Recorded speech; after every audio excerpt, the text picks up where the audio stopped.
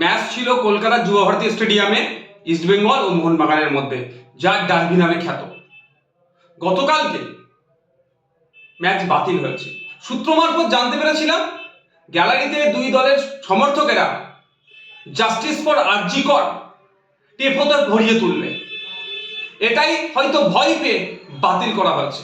কিন্তু দুই দলের সমর্থকরা ঘরে বসে থাকেননি, তারা যুব ভারতী স্টেডিয়াম চত্বরে জড়ো হতে চেয়েছিলেন জাস্টিস ফর আরজি কর, তিলোত্তমার বিচার চাইতে, তার পরিবার যাতে ইনসাফ পায় সেই জন্য। তার সাথে পা মিলিয়েছিলেন ইস্টবেঙ্গল, মোহনবাগানের সাথে মহামারান স্পোর্টিং ক্লাব। তার এই তিন দলের কর্মী সমর্থকরা যখন জড়ো হয়, পুলিশ মেন গেট থেকে 200 মিটারের মধ্যে কাউকে প্রবেশ করার অনুমতি দেয়নি, 200 মিটারের বাইরে দাঁড়িয়ে বাইরে থাকার কথা বলেছে।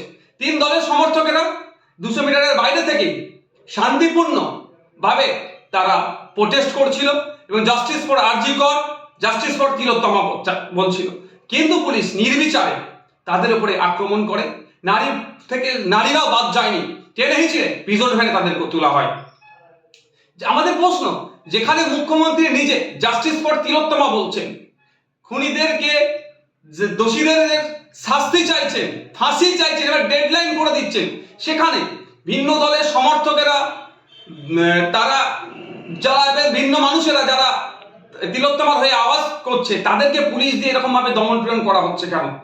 আমরা কি ফ্যাসিস্ট রাজ্যে বসবাস করছি, না ফ্যাসিস্ট জমানা দিয়ে চলছি? আমরা জমানার মধ্য দিয়ে যেভাবে দমন পীড়ন করা হচ্ছে, মানুষের বাক স্বাধীনতা কেড়ে দিচ্ছে, মানুষ অন্যায়ের বিরুদ্ধে কথা বললে সেটা পুলিশ কেটে দমন পীড়ন হচ্ছে, যেভাবে কাণ্ডটা আজকে ঘটেছে তীব্র ধিক্কার নিন্দা জানাচ্ছি। আমরা অপদার্থ, ব্যর্থ পুলিশ মন্ত্রীর ব্যর্থতার দায় স্বীকার করে পদত্যাগের দাবি করছি। সাথে সাথে স্বাস্থ্যমন্ত্রীও এই যে ঘটনা আরজি করে ঘটেছে, এটা নতুন ঘটনা নয়, বিগত দিনে এই ধরনের অনেক ঘটনা স্বাস্থ্য কেন্দ্রগুলোতে রিলেটেড ঘটছে, সম্পূর্ণরূপে ব্যর্থ হয়েছে। স্বাস্থ্যমন্ত্রীরও পদত্যাগ দাবি করছি এবং সাথে সাথে একটু রাজ্যের মুখ্যমন্ত্রীকে স্মরণ করে দিতে চাই যে পৃথিবীতে যত ফ্যাসিস্টরাই ছিল না কেন, তারা বিভিন্ন সময় গুন্ডা মস্তান পুলিশ প্রশাসনকে কাজে লাগিয়ে মানুষের বাক স্বাধীনতা কেড়ে নেওয়ার চেষ্টা করেছে, মানুষকে দমিয়ে রাখার চেষ্টা করেছে, কিন্তু নির্দিষ্ট সময় পরে কিন্তু সেই ফ্যাসিস্টদের পতন হয়েছে। আমরা চাই না পশ্চিমবাংলার মানুষ এই ধরনের কোনো কিছু করুক। আর আমরা আশা করবো রাজ্য সরকারের কাছে, রাজ্য সরকারের প্রধান যিনি আছেন তার কাছে আশা করবো মানুষের বাক স্বাধীনতাতে কোনো রকম ভাবে না হস্তক্ষেপ হয়, সেটা আপনি ভালো করে দেখবেন।